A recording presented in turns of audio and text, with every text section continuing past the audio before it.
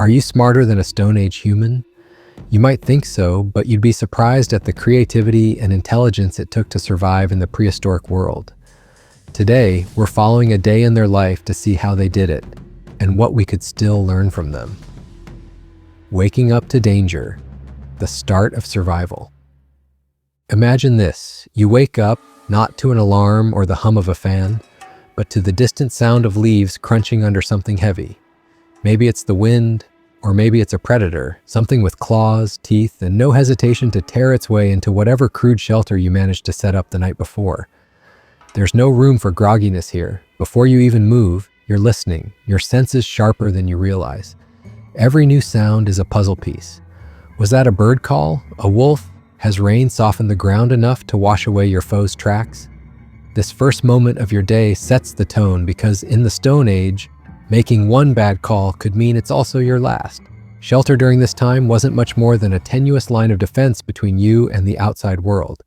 Permanent homes didn't exist. Instead, you and your small group relied on what the environment had to offer.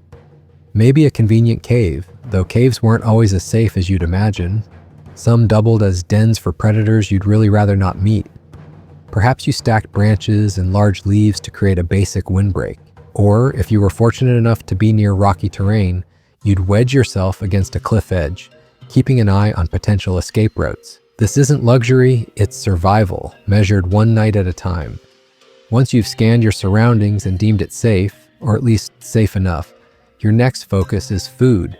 Hunger is an ever-present companion. You didn't stock up last night because there was no fridge, no pantry. Any leftover meat wouldn't last without fire to cook and preserve it. So when the sun rises, so does the urgency to find your next meal. But food was scarce, and catching it required ingenuity. Maybe you remembered a berry bush you passed days earlier, carefully noting that its surroundings seemed clear of predators. Or perhaps the nearest chance at calories was hidden underground, tubers that could be dug up if you had a sturdy enough stick. Insects were also fair game. Small, quick, and plentiful, they were a reliable fallback when larger prey was out of sight. It wasn't all guesswork, though. Early humans had a quiet mastery of their environment, a skill honed through countless generations. Patterns in nature could guide the morning's search. If a flock of birds circled low over one spot, it likely meant water. Buzzards spotting the horizon? That spelled carcass, and though a fresh kill was risky, the scraps left behind by a predator were better than nothing. These weren't lucky hunches. This was learned behavior passed through observation, sharpened by necessity and passed down like an unspoken language. Even scavenging wasn't without its hazards. A carcass might mean a meal, or it might mean walking right into a lion's leftovers.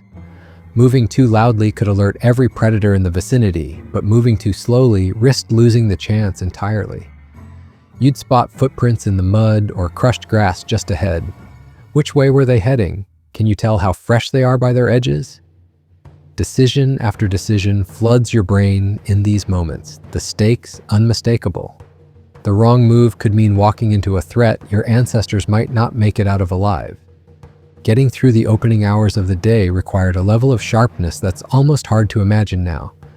Every sound and shadow was data to process. Every sniff of the air was a potential warning, and even the weeds underfoot could tell you something about your surroundings if you paid close enough attention. But for Stone Age humans, this wasn't a conscious effort. It was instinct, hardwired and deeply essential. Surviving the first moments after waking up wasn't just a matter of chance. It was a skill earned, practiced, and continually refined over time. Though these early hours were intense, they weren't without creativity. Morning in the Stone Age wasn't just about brute effort. It was about adaptation, learning from mistakes, and quietly outsmarting a harsh, unforgiving world. That starts with what's both the heart of survival and the spark of Stone Age ingenuity. Fire. How did they master something so fundamental yet so elusive? Let's break it down. Fire and forage. The art of staying alive. Fire wasn't just a flickering light in the dark. It separated survival from extinction. To early humans, mastering fire wasn't guaranteed. It was a skill fraught with trial, error, and occasionally frustration. Imagine the challenge. No matches, no lighters, no shortcuts.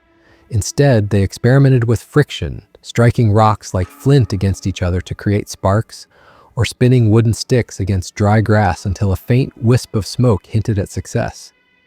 Some groups carried smoldering embers from place to place, cradling this fragile thread of survival, because starting over wasn't easy.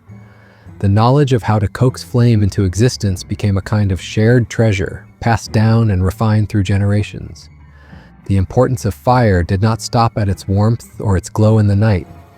It transformed their entire relationship with the environment. At its core, fire was safety, keeping predators at bay in a world where survival meant outthinking lions and hyenas. But failure came at a price. Without fire, nighttime belonged to the beasts. A missed opportunity to light even a single flame could turn a vulnerable group into the hunted. Once a spark caught, the group became part of a timeless routine, feeding and sustaining the fire. Adding wood wasn't just busy work, it was strategy. Too much, and the flames could burn too high, consuming precious fuel. Too little, and it would flicker out, putting them back at square one. Even as fire provided protection, it also brought power. Cooked food unlocked more from their diets than ever before.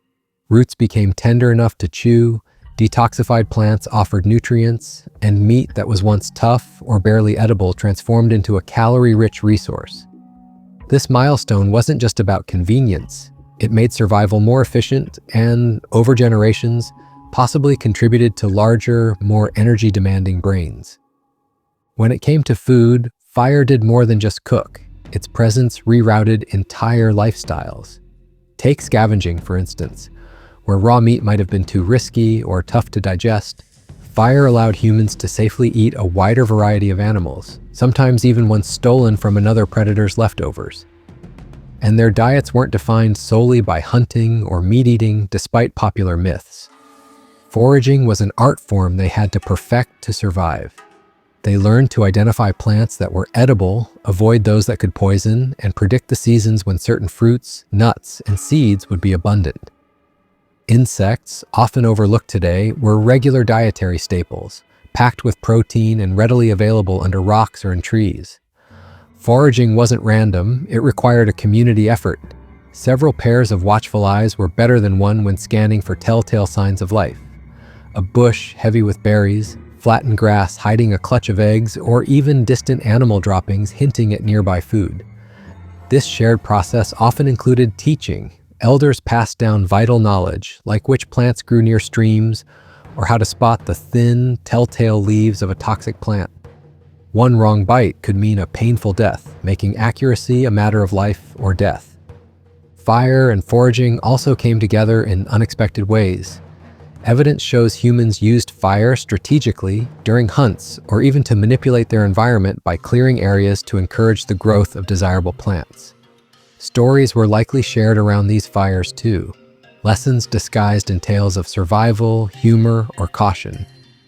It was here that something more than survival happened.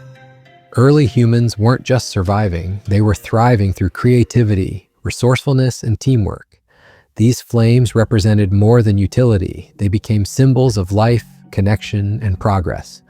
But fire and food were only the beginning.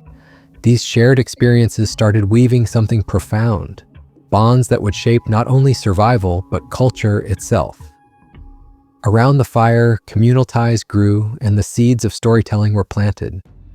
What did these early tribes share about their world and one another? That's where survival begins to blur into something deeper.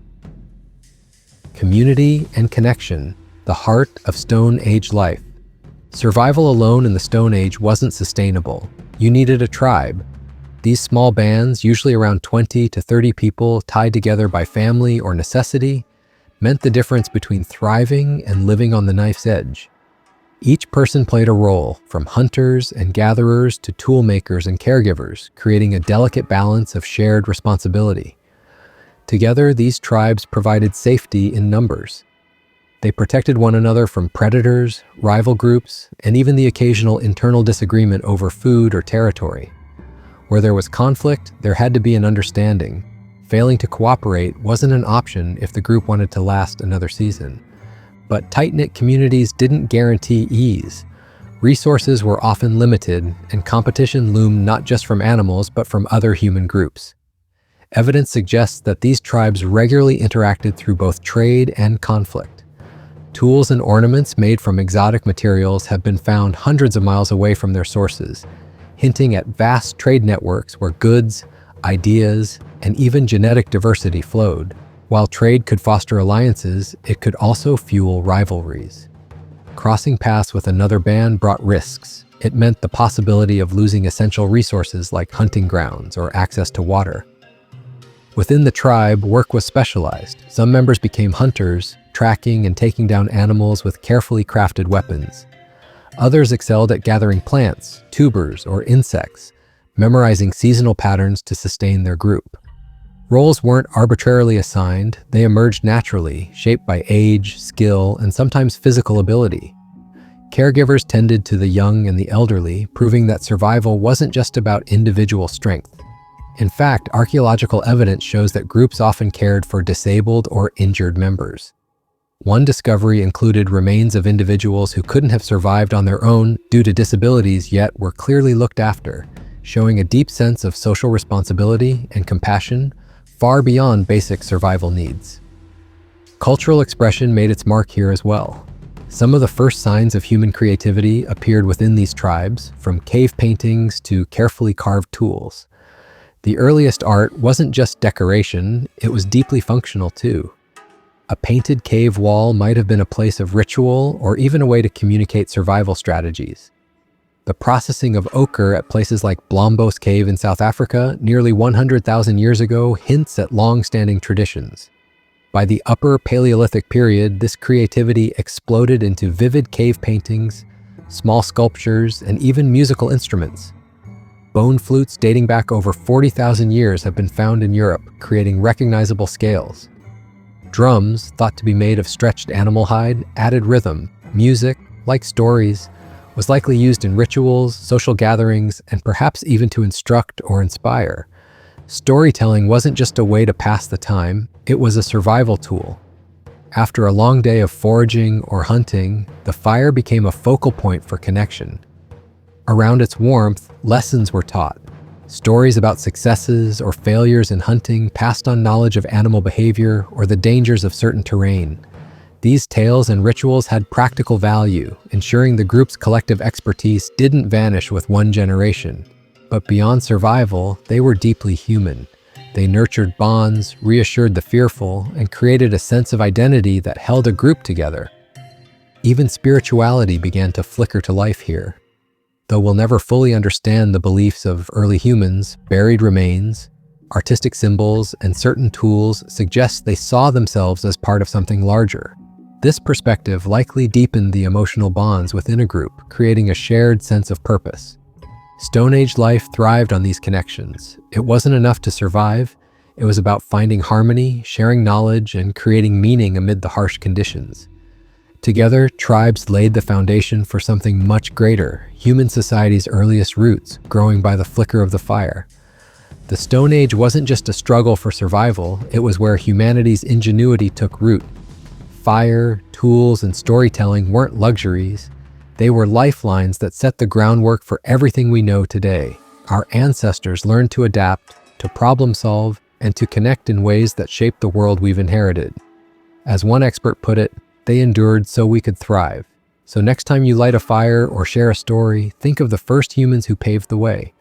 Their creativity defined our beginning, and their resilience still pulses through us. What parts of them do we carry forward today?